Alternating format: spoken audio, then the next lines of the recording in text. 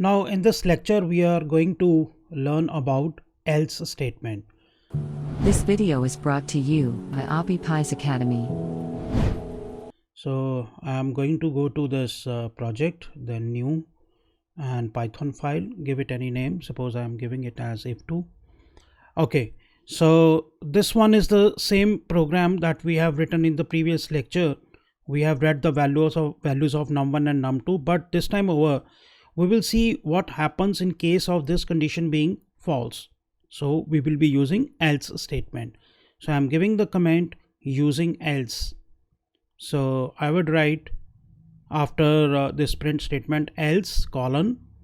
So else shouldn't be indented like the previous one was. So else colon print num2 is bigger than num1.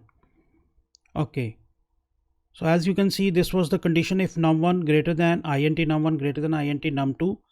If the condition is false, then else statement will be performed and the message num2 is bigger than num1 will appear. I'm going to execute this program. I am going to give the value of num1 as suppose 1000 and that of num2 900.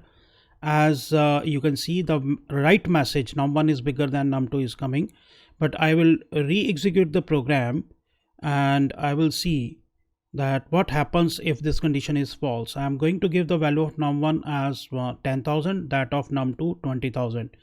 Now as you can see, now num1 is not greater than num2, so condition is false. The control will go to else and the message num2 is bigger than num1 will be displayed on the screen.